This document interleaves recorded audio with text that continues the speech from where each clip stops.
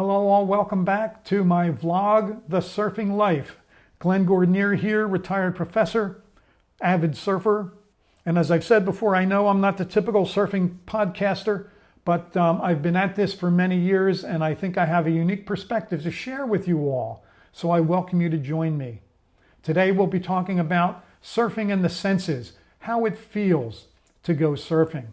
Not necessarily today the feel of wave riding in detail. We'll do that another time. But today I'm going to talk about other aspects of how surfing makes one feel. There is, after all, hot sand, sunburn, and other tribulations that go along with surfing. That said, I want to share an excerpt from my book, Still Surfing Cold Water, that considers surfing and the senses. It goes like this. Much has been made of the sensuality of surfing. Surfers have long been portrayed as loutish, libidinous, and overstimulated. For proof of this, consider briefly the Waikiki Beach Boys of Michener's novel Hawaii, Gidget's Kahuna, the gang in the beach blanket movies, or the female threesome in the film Blue Crush. Scholars have even been known to give formal papers based on the perception of surfing as being sensual. And yet there's more to the character of surfers than an academic's ruminations or the media's selling of sex. After all, there's something undeniable about the primal sensuality of the act of surfing. Typically, it's done where the water's warm, welcoming, and pleasant to the touch. It's also often done with a minimal amount of clothing. Even as one sits on their board, they're caressed by the waters of Mother Ocean. The senses are also keenly attuned to the surroundings that are wholly nature's. Every change in the motion of the sea, every subtle shift in the look of the surface out toward the horizon is observed, absorbed, and evaluated. Sounds, too, are constantly being taken in and responded to.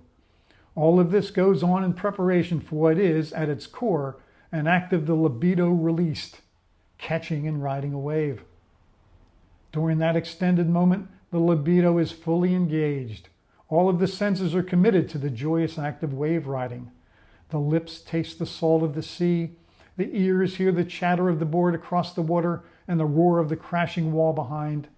The feel of the air rushing by, the movements of the board, and the all-engrossing ocean's power can affect the surfer in ways that are approaching the sublime. So that's from my book, Still Surfing Cold Water. But I had mentioned earlier some of the other elements that go along with this. I had mentioned hot sand, and I'm reminded of my teenage years down the shore, as we would say, in the Delaware Valley. I was surfing in Ocean City, New Jersey. 57th Street, big, broad, wide, lovely beach, good for surfing. Easy to walk out in the early hours of the day.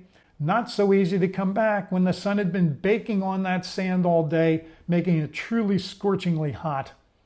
I was a teenage surfer guy, too cool to have sneakers, so I was barefoot, but I suffered for my pride. Not too cool when one goes along 20-25 paces, drops their towel, stands on the towel, lets their feet cool, surfboard under your arm. Another 20-25 paces, slowly making your way back to the car, suffering the whole way along for your ego.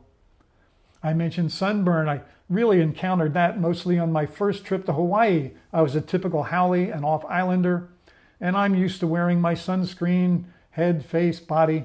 But I wasn't expecting that my thighs would be sunburned. That crystal clear water there at Waikiki was burning my thighs. By day 4, they were just red. Not only my thighs, but the tops of my feet as well. So there are tribulations that come along with the sense of surfing.